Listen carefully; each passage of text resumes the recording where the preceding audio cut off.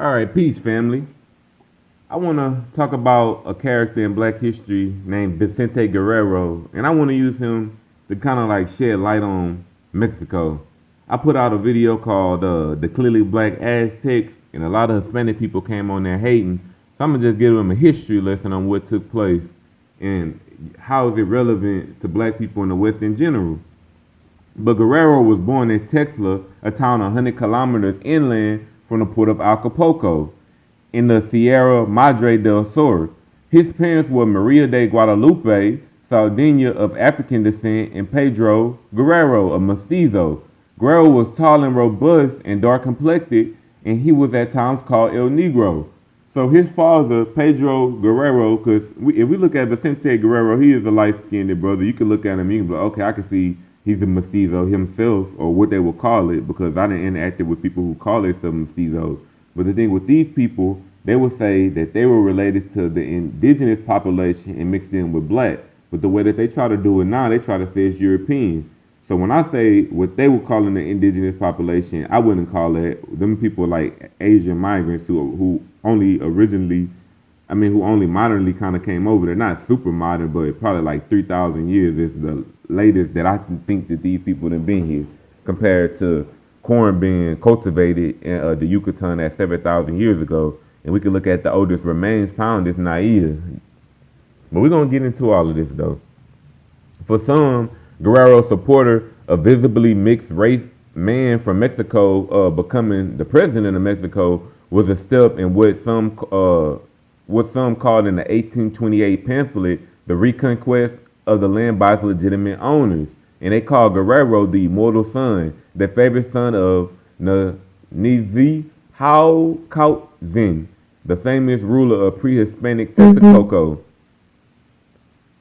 Some Creole elites, which they call the American-born whites of Spanish heritage, were alarmed by Guerrero as president, a group that liberal Lorenzo de Zavala disparagingly called the New Mexican aristocracy.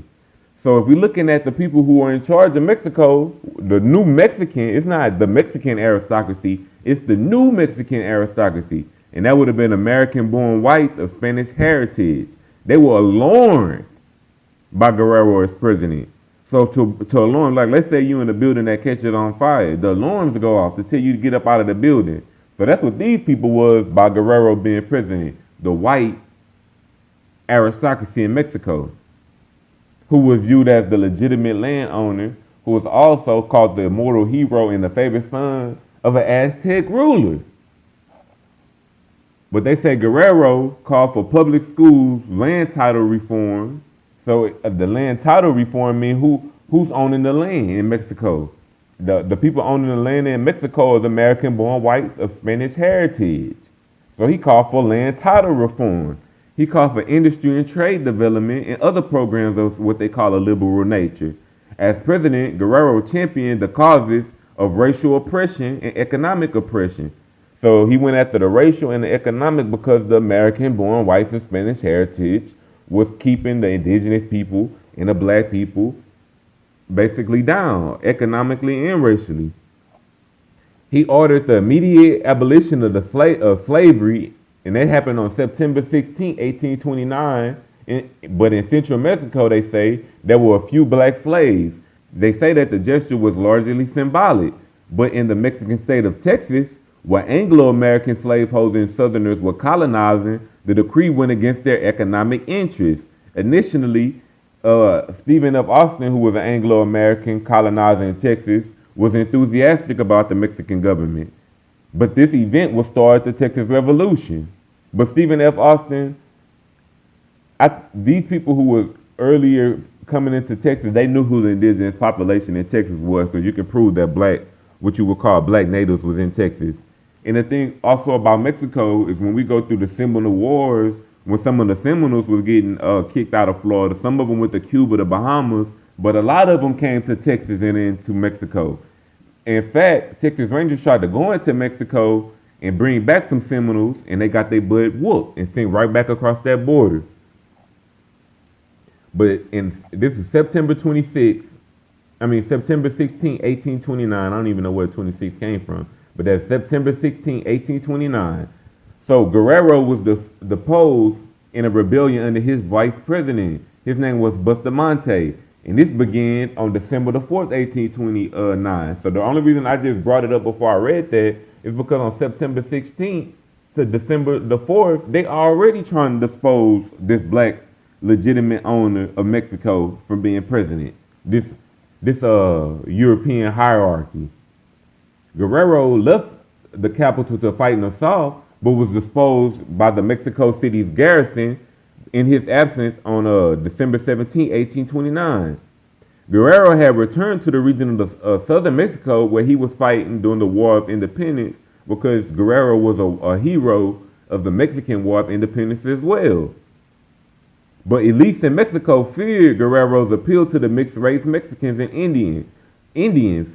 Bustamante feared that the claim that Guerrero was a descended from the Aztec royalty, so they just go back through this. Bustamante feared that the claim that Guerrero was descended from the Aztec royalty would bolster his appeal to the Indians. So they said the elites, who are these American-born of Spanish descent, American-born whites of Spanish descent, they feared that his appeal to the mixed race Mexicans and the Indians would basically help his cause. And it is known throughout that's basically that place that they was also scared of because it was known that he was a descendant of Aztec royalty, and it would bolster his appeal with the Indians. It is greatly to be feared that once the Indians were aroused by Guerrero, that they would form a party that would lead to a race war. They didn't want no part of that. So this is why they was coming after him though, because basically Mexico was Mexico was returning to the legitimate owners, and they was going to get pushed out because they're colonizers. So what the colonizers did do, they took power. Open warfare between Guerrero and his opponent in the region. His opponent, who was Nicolas Bravo, was fierce. Bravo had been a royalist officer, and Guerrero was an insurgent hero. Bravo controlled the highlands of the region, including the town of Guerrero's birth, Tixla. Guerrero had to strengthen the hot coastal regions of the Costa Grande and Tierra Caliente, hot land, and Big Coast. So Guerrero, in these hot regions on the coast, what's important though is who would have been there.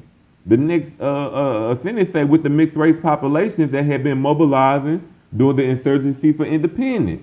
So the population that he in on the high coast has a black population. Bravo's area had a mixed population too, but was politically dominated by the whites. This conflict occurred for all of 1830 as conservatives consolidated power in Mexico City. But both of them had mixed populations. Bravo area though, if we go back to the earlier sentence though, it says that Bravo controlled the highlands of the region, including the town of Guerrero's birth. So it said his area had the mixed population as well. So the area he was in was Guerrero's birthplace with the mixed population that was dominated by whites. This is what's going on in Mexico. So all of these people who come over here thinking that they Mexican, these people are European people. The war in the South might have continued even longer, but ended in what historians call the most shocking single event in the history of the First Republic: the capture of Guerrero in Acapulco through an act of betrayal, and his execution a month later. Guerrero controlled the Mexico City principal Pacific coast port called Acapulco. An Italian merchant ship captain, Francisco Paculuga, approached the conservative government in Mexico City with a proposal to lure Guerrero into his ship and take him prisoner for the price of 50,000 pesos, a fortune at the time. So he didn't came all the way over here, worked out a deal. This dude is a European, and that's the thing. If we look at the Italians and the Spanish, both of them people would have been mixed with the Moors. But in this instance, they're not saying that these are black Moors or whatever, or that type of Creole race coming over here. What they saying about these people is that these people was American-born whites. These are the type of Spanish descent. These are the type of people that they was dealing with. Because Picaluga invited Guerrero on board for a meal on January 14, 1831. Guerrero and a few aides were taken captive, and Picaluga sailed to the port of Huatulco, where Guerrero was turned over to the federal troops. Guerrero was taken to Oaxaca,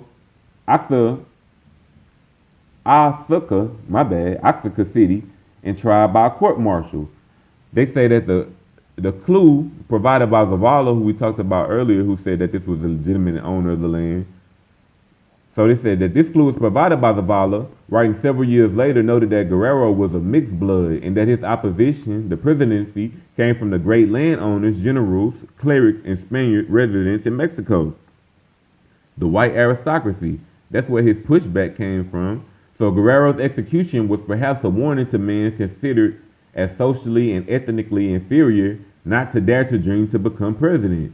So we go back to the landowners too. He was doing landowner reform, land title reform.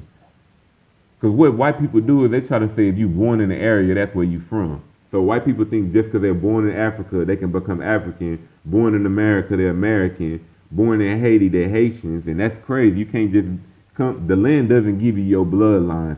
Your mom, your dad give you your bloodline. And that's what we got to remember. But in 1829, the Guerrero Decree conditionally abolished slavery throughout the Mexican territory. It was a decision that increased tension with the slaveholders amongst Anglo-Americans. After the Texas Revolution ended in 1836, the Constitution of the Republic of Texas made slavery legal. So it took the people no time because they went to war with Mexico over the fact that they lazy behinds couldn't own slaves no more. And it is said that Texas, all the way up until 1846, was still going to capture slaves and import them into Texas. So they was going to Brazil, they was going into the coast of regions of Africa, still picking people up. They saw the Texas flag on slave ships. But they said Mexicans, we was talking about mestizos earlier, they said Mexicans who are biologically mestizos are primarily European and Native American ancestry. The third largest component is sub-Saharan African, a legacy of the slavery in New Spain, which saw the importation of some 100,000 to 200,000 black slaves. However, geneticists theorize that the region of Mexico that did not have any presence of slaves, traces of African ancestry might have come from the Spanish colonists, not the African slaves themselves, as said African ancestry is of North African and Near Eastern origin. So if we're looking at this, what they're trying to do is explain out the black blood in the areas that didn't have slaves. The reason that they're doing this is because they don't want you to know that the indigenous people of Mexico are black people. They do have a point with the Spanish who would have been mixed with the Moors as well, and the Phoenicians, the Punic bloodline as well, Phoenician, Punic, whatever you want to call it. That's who became the Moors, and we go through that through a bunch of different videos. So they saying that they find this blood there, but they don't talk about the Olmec blood that would have been throughout Mexico. They wouldn't have talked about Naia, who has the oldest remains found in Mexico. Where did those people go? But a 2006 study conducted by the Mexico's National Institute of Genomic Medicine called IMAGINE, which genotyped 104 samples, reported that the mestizo Mexicans are 59% European, 35% Asian, and 5% other. 59% European, that means it's not 50-50. That means you're European. If you're 59% European, bro, you're European. So these people basically are posers over there in Mexico that's labeling themselves as a mestizo. They're not the real landowners of the land. These are the people who went up against Guerrero in a mixed indigenous population. And these people are the Europeans who took over that region, the European colonists. They just mingled in with the bloodlines. And that's nothing different than what took place in North America. You had these people in North America relabeling Native Americans who was mixed in with the Europeans who mixed in with the Native Americans. They were considered more Native American than the Aboriginals who was indigenously over here when the Europeans first showed up and when the Asians first showed up. But they say that the highest African contribution in the 12 participating states was found in Guerrero, the the home state of Vicente Guerrero, and Veracruz. And if we go to Veracruz, that's where we find the Olmec heads. That's where we find the Olmec strongholds. This is where the Olmecs was at in Veracruz. So they saying that the highest African contribution came from places where we can find prehistoric black people. But they're not going to tell you that though. They're going to tell you that these people came over through slavery or through the Spanish. That's how they finding these markers or whatever within these people. But they're not going to tell you about the 59%. They're going to fight you on the black. But they're not going to talk about that 59% European blood. So everybody hating on my the clearly black Aztec videos. I hope you had a chance to watch this one too to show that the mestizo Mexicans. That's why it's a such thing. When I hear people say people of color, I agree with the term about a people of color. Even though I don't believe that black people are the color because that's what the original people look like. So if you're the original, you're not color. Everything else is the color coming from the original. But the people of color, we got to separate between the white Mexicans and the black Mexicans, the white Cubans and the black Cubans. Everybody not the same. So I can't believe in that.